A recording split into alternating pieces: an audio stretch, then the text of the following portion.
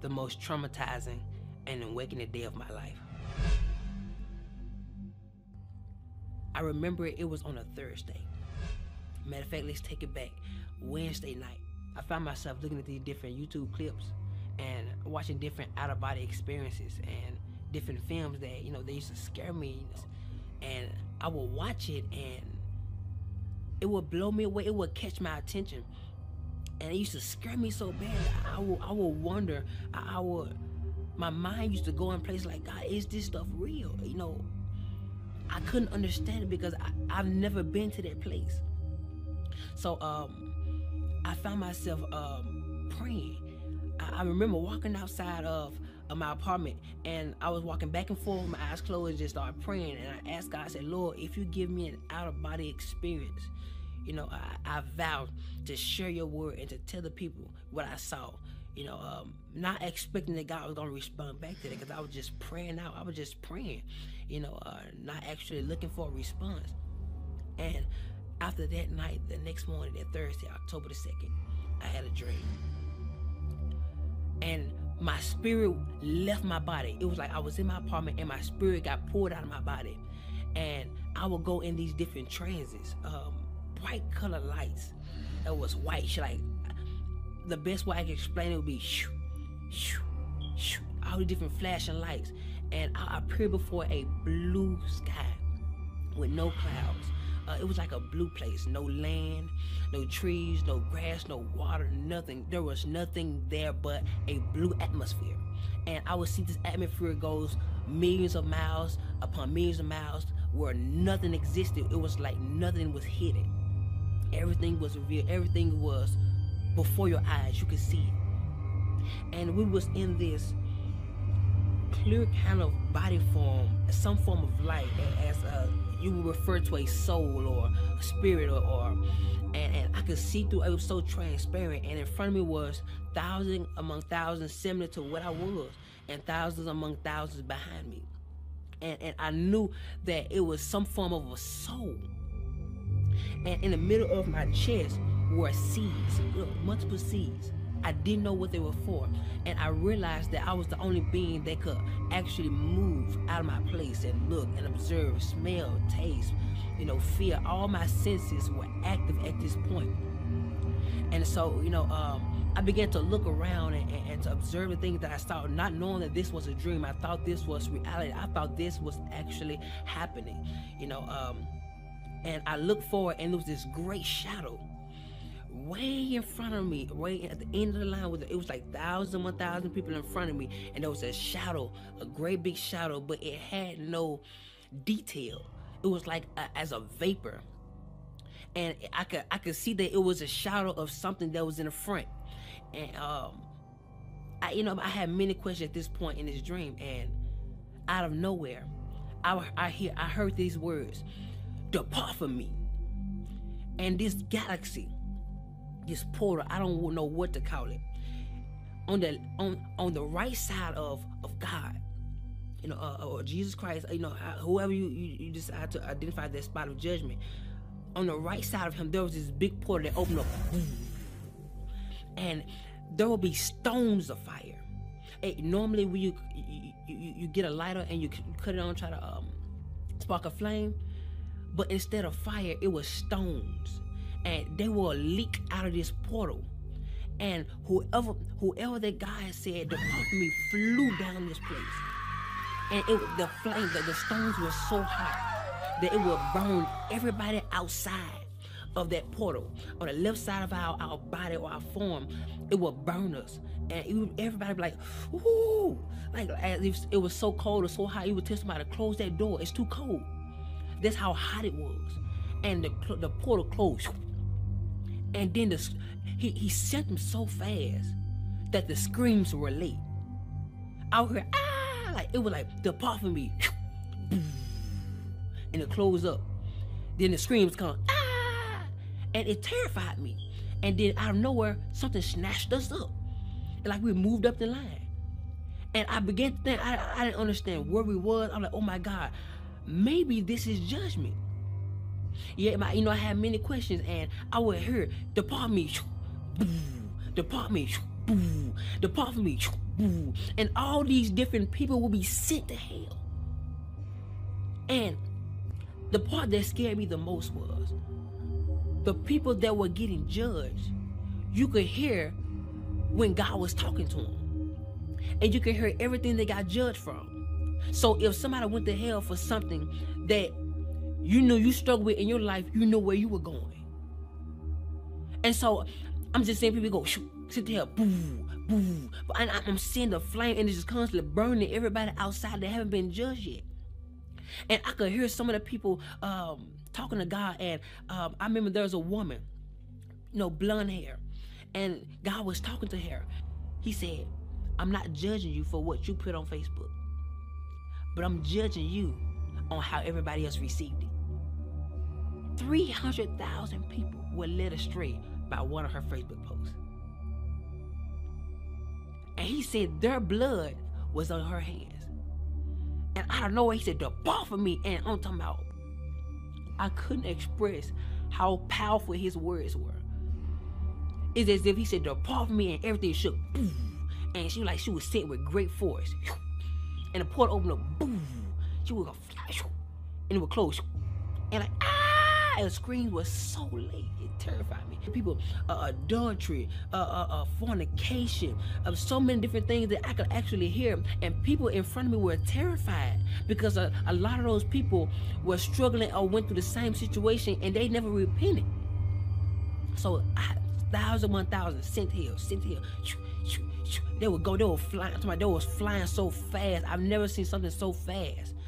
And it got to the point where I was next in line, and he called me up, and he started talking to me. And keep in mind that our life held us hand to hand. So anything we did in our life, our life testified against us.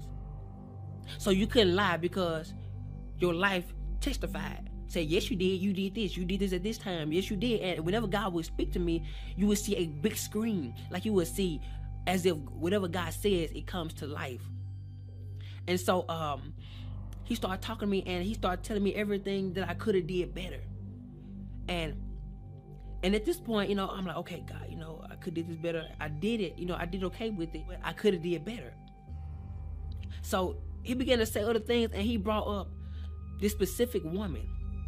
And he asked me, why didn't I forgive her?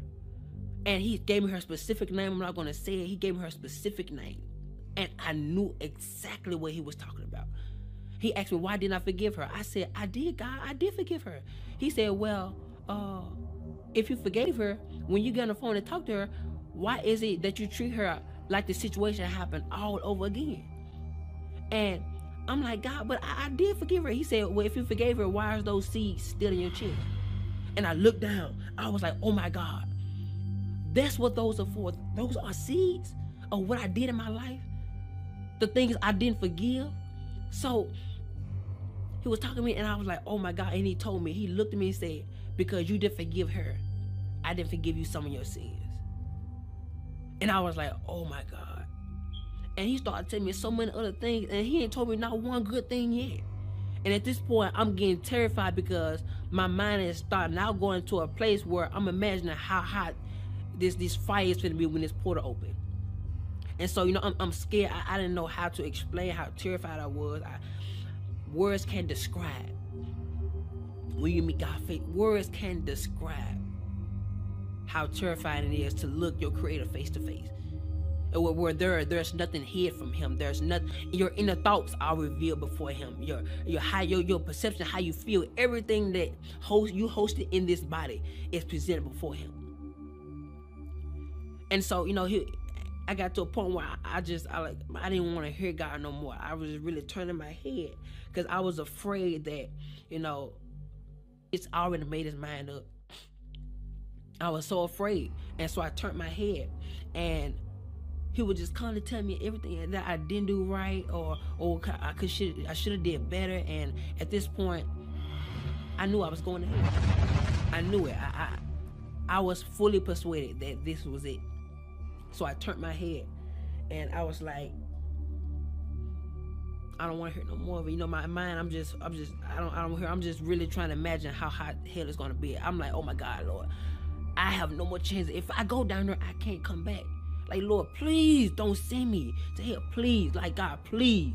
I'm begging you. And I'm more terrified. I was more terrified than I can express. And so I turned my head, and at this point, I no longer wanted to hear what he had to say, because I knew at this point, I was going to hell.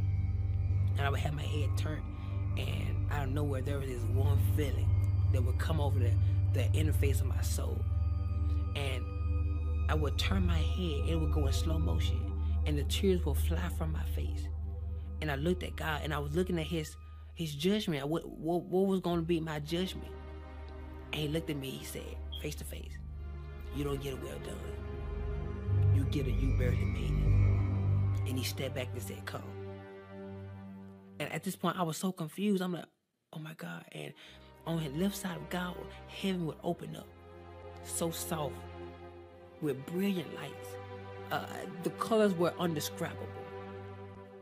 Like colors I've never seen before in my life.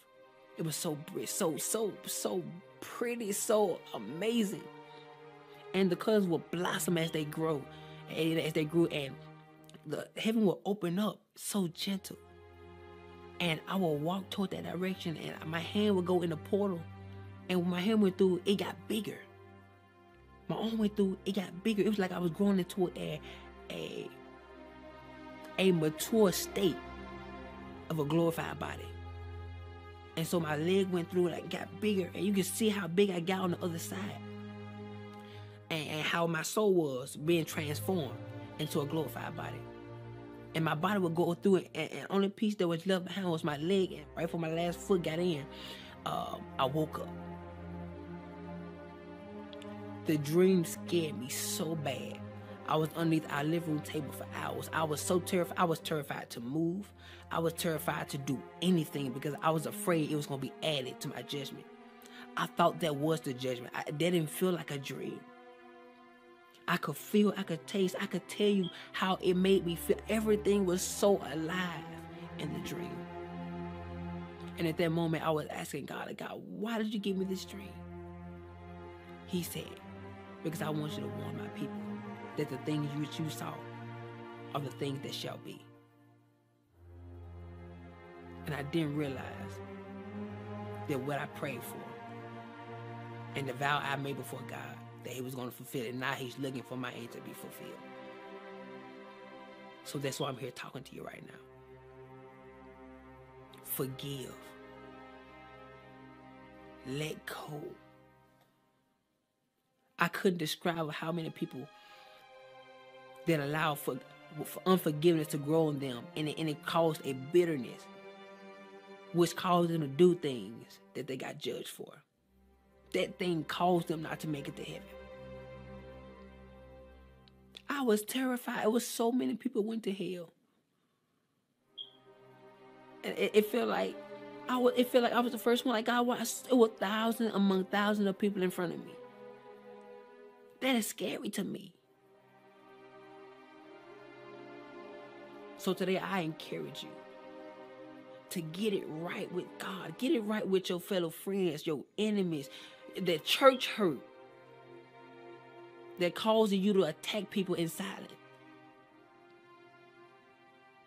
Go get it right, because hell is not worth it. God scared me so bad in this dream, but I knew it was for a reason. So today, choose love.